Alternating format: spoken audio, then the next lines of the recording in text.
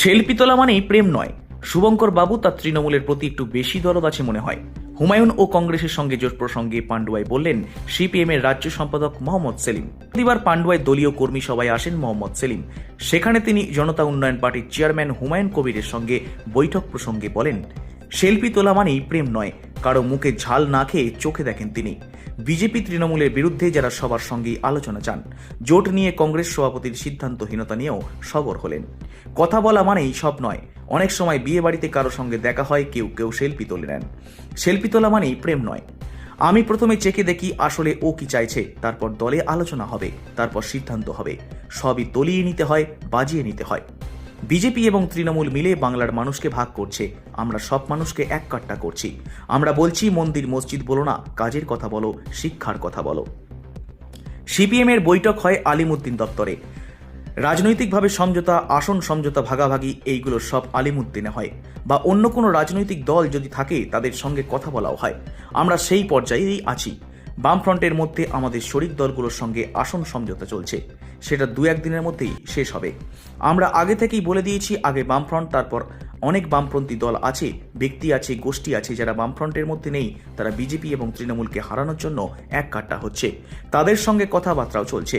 বামফ্রন্টের সঙ্গে আসন সমঝোতা হয়ে গেলে তার ভিত্তিতে যারা বিজেপি তৃণমূলের বিরুদ্ধে যারা টেকসই লড়াই দেবে, শেষ পর্যন্ত থাকবে, মানুষের অধিকার দাবি পাওয়ার কথা বলবে, তাদের সঙ্গেই আমরা কথা বলবো। সিপিএম বলছে যেভাবে ফ্যাসিস্ট শক্তি বাড়ছে তার বিরুদ্ধে বৃহত্তম ঐক্য চাইছি।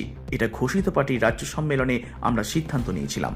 বিজেপি তৃণমূলের বিরুদ্ধে যারা থাকবে তাদের সবার সঙ্গে আমরা কথা বলবো। কথা বলা মানেই সব নয়। মোহাম্মদ সেলিম যদি কারোর সঙ্গে কথা বলে তাহলে সেটা রাতারাতি সেকুলার হয়ে যায়। এটা ভালো লাগলো। যখন হুমায়ুন কবির 70-30 বলেছিল তখন সিপিআইএম তার প্রতিবাদ করেছিল। তখন মিডিয়া সেটা দেখেনি। বাম শরিকদের সঙ্গে আলোচনা করে সিদ্ধান্ত নেওয়া হয়। সেক্ষেত্রে ফরওয়ার্ড ব্লক, আরএসপি মাঝে মাঝে একটু বেসুরো কথা বলে। একটু বেসুরো না বললে তারা যে সিপিএম নয়, আলাদা দল, কি করে বুঝবে? অন্যদিকে মোহাম্মদ সেলিম এই কর্মসূচি ঘিরে কটাক্ষ করতে ছাড়েনি তৃণমূল হুগলি জেলার তৃণমূল কংগ্রেসের সাধারণ সম্পাদক সঞ্জয় ঘোষ। মোহাম্মদ সেলিমকে কটাক্ষ করে বলেন, পশ্চিমবঙ্গে সিপিএম এর কোনো অস্তিত্ব নেই, পুরো শূন্য হয়ে গেছে। রাজ্যের মুখ্যমন্ত্রী যেভাবে বাংলার উন্নয়ন করেছে তাতে আগামী দিনেও মানুষ তৃণমূল কংগ্রেসের সাথেই থাকবে। প্রথমত আমাদের বৈঠক হয় আমাদের পার্টি দপ্তরে 31 নম্বর আলিমুদ্দিন স্ট্রিটে। রাজনৈতিকভাবে সমঝোতা, আসন সমঝোতা, ভাগাভাগি, এগুলো সব আলিমুদ্দিন স্ট্রিটে হয়, বা অন্য রাজনৈতিক দল যদি কেরম থাকে তাদের সঙ্গে কথা বলা হয়। আমরা সে পর্যায়ে আছি। এজন্যই বামফ্রন্টের মধ্যে আমাদের শরিক দলগুলোর সঙ্গে আসন সমঝোতার প্রক্রিয়া চলছে এবং দু একদিনের মধ্যে সেটা শেষ হবে। আমরা আগে থেকেই বলে দিয়েছি, আগে বামফ্রন্ট, তারপরে অনেক বামপন্থী দল আছে, ব্যক্তি আছে, গোষ্ঠী আছে যারা বামফ্রন্টের মধ্যে নেই, কিন্তু এখন বিজেপি এবং তৃণমূলকে হারানোর জন্য তারা এক কাট্টা হচ্ছে। তাদের সঙ্গে কথাবার্তা চলছে।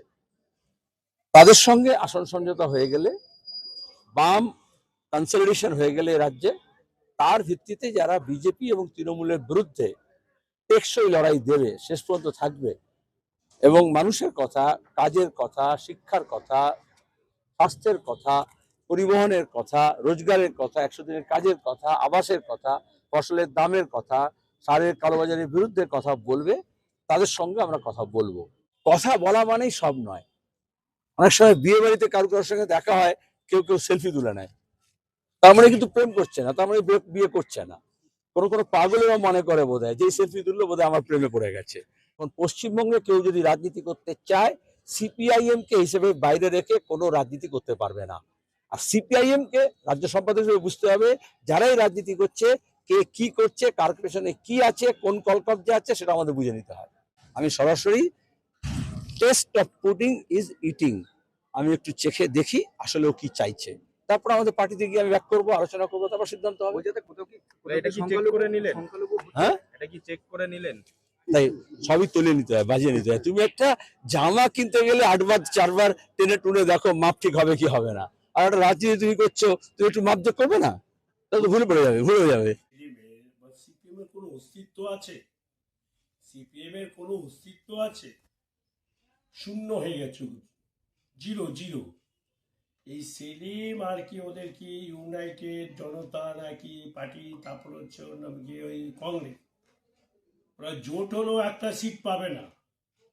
বাংলায় মমতা বন্দ্যোপাধ্যায় যে ৭৩টা প্রকল্প, মমতা বন্দ্যোপাধ্যায়ের ৭৩টা প্রকল্পর ভোট হবে, মমতা ব্যানার্জির ভোট হবে উন্নয়নের, আর অভিষেকের সংগঠনের ভোট হবে। বিজেপি সরকারের বিরুদ্ধে প্রত্যেকটা মানুষ, বাংলার খেটে খাওয়া মানুষ, সাধারণ মানুষ ঐক্যবদ্ধ হয়ে যেরকম বিজেপিকে ধূলিসাৎ করবে, সেরকম সিপিএমকে আবার শূন্যতে, মহাকাশের শূন্য যে শূন্যতে এনে দেবে। Suman Chakraborty report, Hooghly Times.